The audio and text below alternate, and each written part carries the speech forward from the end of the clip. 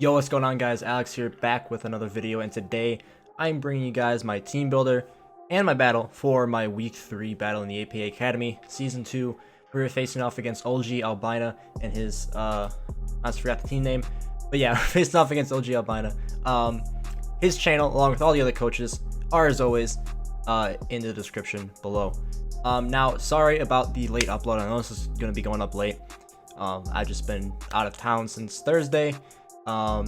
Depending on what time I get back, this will either be going up late Sunday night or late Monday, probably the latter. So sorry for the late upload, but yeah, so we're here now, and yeah, let's just get straight into it. So the team we are facing off against this week is Deoxys Attack, Naga, I can never say the name, Naga, you guys know what Naga is, Jirachi, which is one of the Z users, Tyranitar, Rotom, Volcanion, Piloswine, Staraptor, Frostlass, Stoutland, Mega Garchomp, and Granbull. Rotom and Volcanion also being the other two Z users. Now, on paper, Naga looks insanely scary for my team.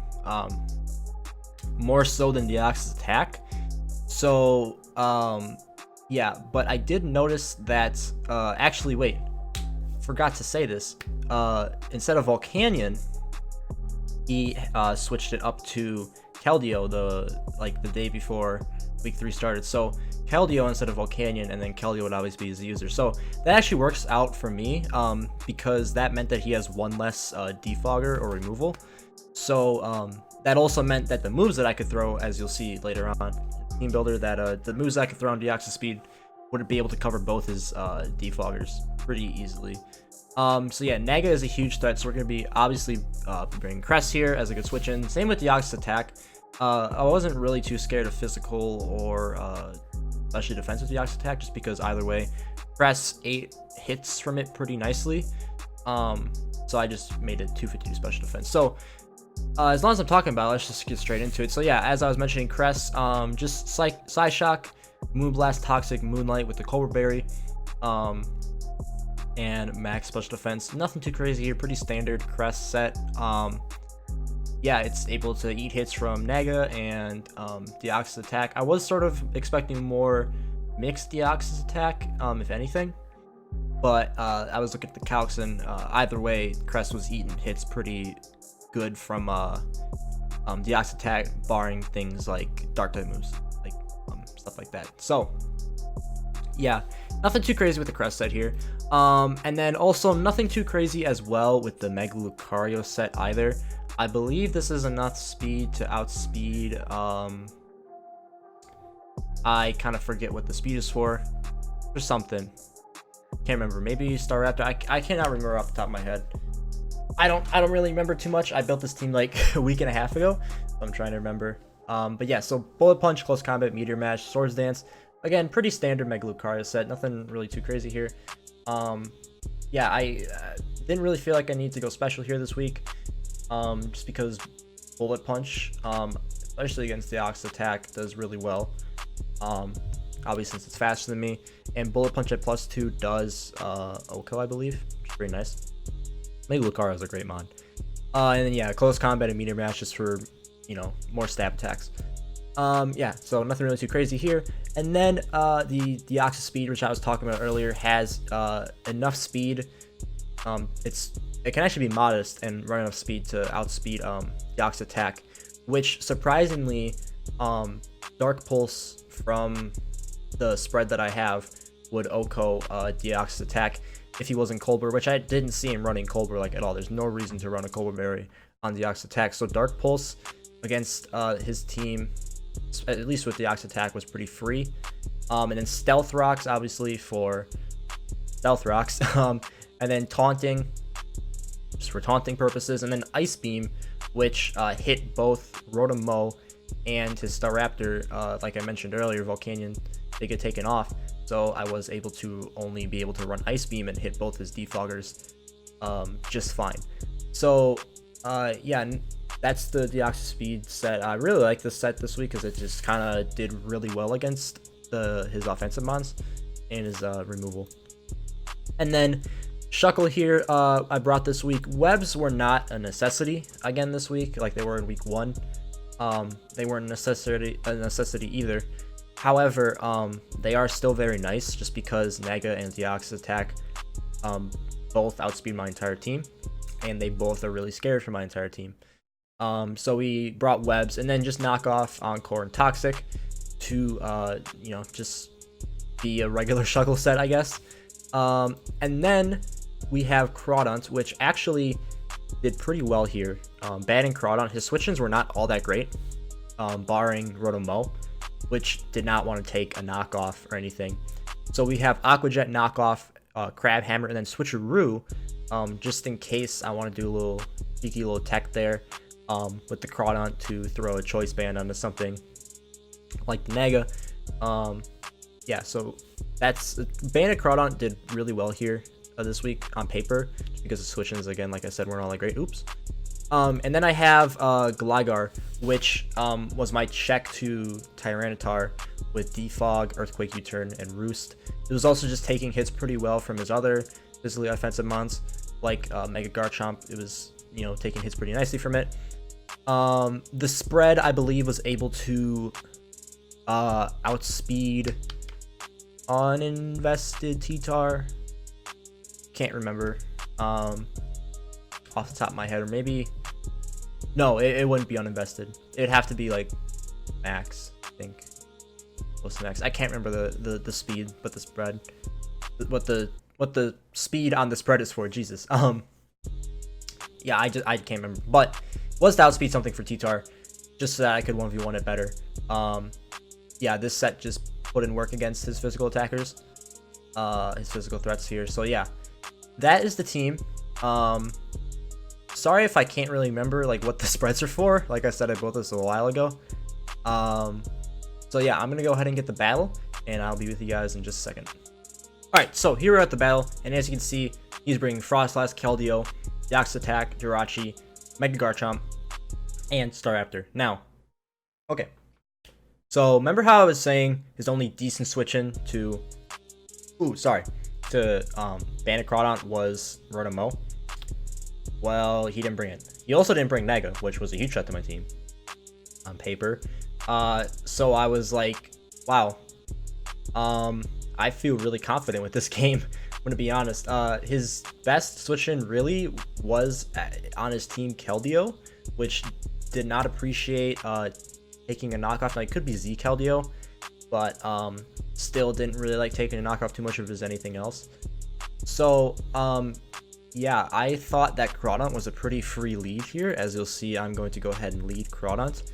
Also, this is my first week bringing removal. I normally don't bring removal, just because my good removers all have defog, and I don't really want to be defog. And most of the weeks, like, I'll be hazard stacking, or try to at least, and I don't want to be defogging away my hazard. So yeah, I just go ahead and straight up lead Crawdont here, just because his switch-ins to Bandit Crawdont were not all that great. He sends out Frostlass, so I'm like, dang, this is gonna be a pretty free, like, just knockoff here, which I'm just gonna go ahead and click as he goes for the taunts. Not sure what he was expecting me to do. Maybe he was expecting me to Swords Dance. That's gonna bring him down to 1 as he lives with the Focus Sash. Now, unfortunately, we do get knockoff disabled, so we can't. I do make a little bit of a misclick here. I click knockoff again, thinking like, oh, it's just gonna like. I didn't really know what it was gonna do, but I did click knockoff again, and it did struggle. So I'm already chipped down a little bit with recoil. I didn't know it actually did that. If like I got taunted when I was banded, that it would struggle if I tried to click remove again. So I'm like, okay, well I can't really do anything here, so I'm just gonna go ahead and switch out as he doubles back out into Frostlass, which gives me a pretty good switch in to Crest here. As I am just gonna be able to click whatever really I want to. I think I just go ahead and click Shadow Ball here. That or Side Shock. Yeah, that or Side Shock, just in case you try to switch something in. Side Shock was doing more damage. As he just sets up his spikes, and the Frostlass goes down. So we're already up 6-5. And unfortunately our Side Shock is disabled. But we don't really care about that too much, as he just goes for the U-turn on Staraptor, and we see that does do a lot because it was a crit. So already like 5 turns in, already getting critted. believe I just go ahead and stay in here, and I do actually click Shadow Ball, or no, I click Moonblast because I don't have Shadow Ball, which is gonna do nothing to this Jirachi. I don't really have anything to hit Jirachi this week, I'm pretty sure, as he is gonna go for the Signal Beam, and that doesn't take me out, so I get a pretty free Moonlight here. He doesn't really have too much to hit me. Signal Beam, as you saw, is doing jack because I'm max match for special defense and HP. So I'm just going to switch out here. I don't really have anything to touch this Jirachi as I go out into Kodai Black, which is the Gligar. And I'm going to be able to go ahead and I think just defog pretty freely here as he does go for the Calm Mind. Not too worried about this here. I believe I just go ahead and I click defog here as he does just Calm Mind again. Again, not too worried about it. Just because one T-Tar is in here, so my spread doesn't really matter too much anymore. Oh no, I just go straight for the quick. I make the aggressive play here. And the Earthquake does about 40%, it looks like. So I couldn't really tell like what his spread was off that, but I wasn't expecting him to be Z Jirachi. It was actually a pretty good brink because that makes him less susceptible to knockoffs still. Knockoffs would be doing less if he has Z. I'm pretty sure that's how that works. But he is just going to go ahead and go straight for the Shattered Psyche here, as at +2, this is obviously going to kill me. So our removal is gone, which isn't too big a deal because he only got a 1 layer of spikes, and I don't see him running Stealth Rocks on the Jirachi, so I was like, okay, if anything, Gligar is my most expendable mon here, as I do go ahead and just go straight into Goku, the Mega Lucario, and I get a pretty free close combat off here. Even if he does go into something like that can resist this, close combat is doing a ton to anything really, just because it's Mega Lucario. And I do pick up the KO on the Jirachi. I also know he's not Scarfed either because he just clicked the Z move, so not really too worried about that. Wasn't worried about that at all actually, because obviously he just clicked the Z move, so he's not Scarfed. As he does go back out into Staraptor, I was expecting him to go into the Ox's attack here, I'm not gonna lie, but I was expecting him to be either Scarf or Banded.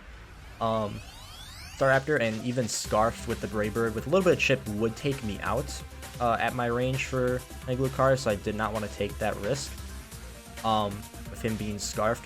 As he does just go ahead and click Brave Bird again, and as I do have to sack off my Shuckle here, which is kind of unfortunate. Didn't really want Shuckle going down. I kind of wanted to get off webs, but at this point I can't remember if he was banded or not, because I think if he was Scarfed, that wasn't 2-hit KOing my Shuckle. But my Crest does go ahead and just threaten out the Staraptors. He does go into Garchomp here, and I just click Moonlight again. I could have made the aggressive play and clicked Moonblast, but I was kind of expecting him to click Brave Bird again, because Brave Bird was doing a ton to my Crest. But I do know that the Staraptor is choice into something at this point, as he just Mega Evolves with Mega Garchomp, and he does click Toxic, which pretty interesting Mega Garchomp set he brought here this week. I'm pretty sure he then also reveals Rocks after this next move here. So he has Toxic on the Mega Garchomp. I click Moonblast, that does half. Well, actually that was a crit. So I believe it was doing around like 30%, if that wasn't a crit, if I had to take a guess. And he does go for the Dragon Claw here. I want to say he had rocks on this thing. I cannot remember. But I do just click Moonblast again here, and it brings it down to about 10% health. He's getting more and more chip in my Crest, but I am able to live one more.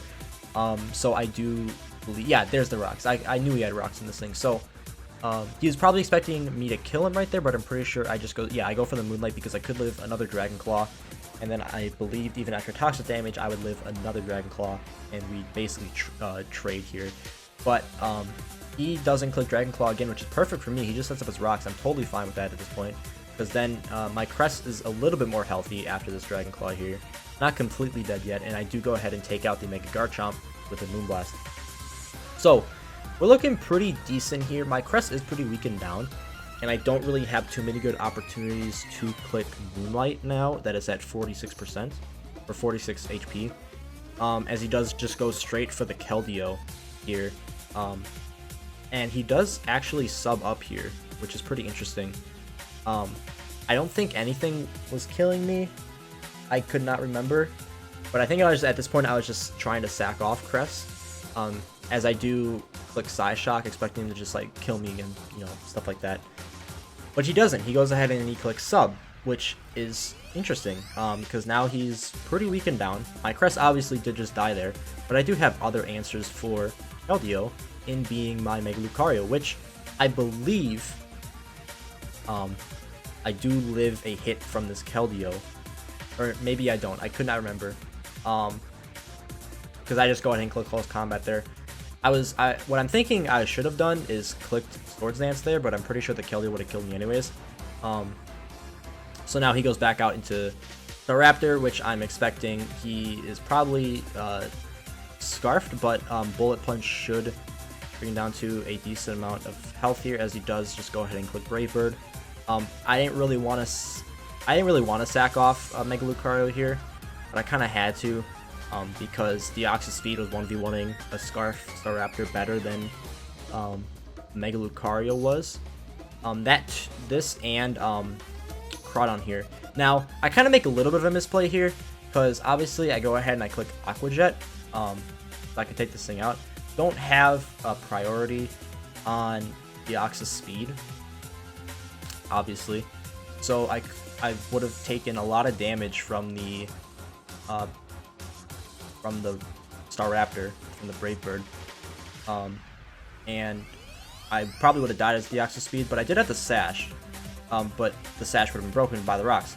So I'm trying to remember, there was a way that I could preserve their Frontier, but at this point I do outspeed the Deoxys attack with my Deoxys Speed, and I just go ahead and I the Extreme Speed here too. Good thing that was max HP Deoxys Speed, because if I wasn't max HP, I would not have lived that hit. I thought I had lost the game, but since I was max HP, even though he was Life Orb, I still lived the hit, just barely though. So glad I brought max HP Deoxys Speed. I wasn't expecting the Extreme Speed, but I probably should have, to be honest. But even then,